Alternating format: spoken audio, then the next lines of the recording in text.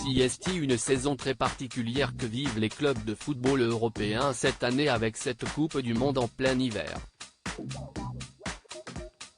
Les calendriers ont été chamboulés et les équipes ont dû jouer un nombre de matchs record avant la trêve.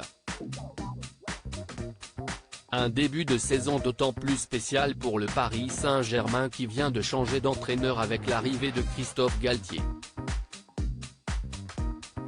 Si les supporters espéraient voir arriver Zinedine Zidane, CST donc un autre natif de Marseille qui dirige le club parisien, et jusqu'ici, les choses semblent plutôt bien se passer. Le PSG est actuellement premier du championnat de France et qualifié pour les huitièmes de finale de la Ligue des Champions.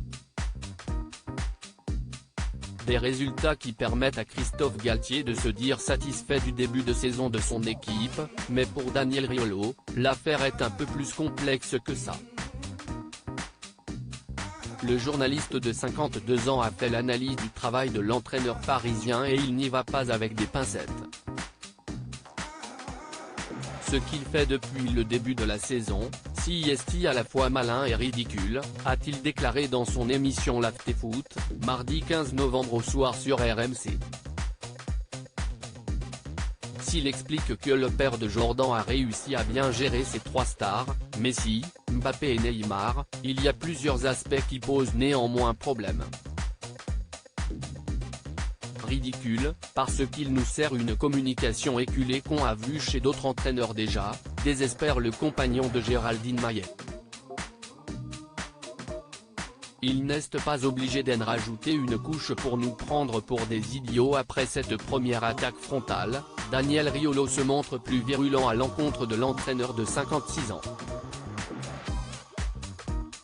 En gros, il nous dit qu'il fait un meilleur début de saison que le Bayern, que le Real, que Manchester City. Non, arrête de nous prendre pour des idiots, ce n'est pas du tout la même chose. Ce que tu racontes, CST des bananes, lance le journaliste.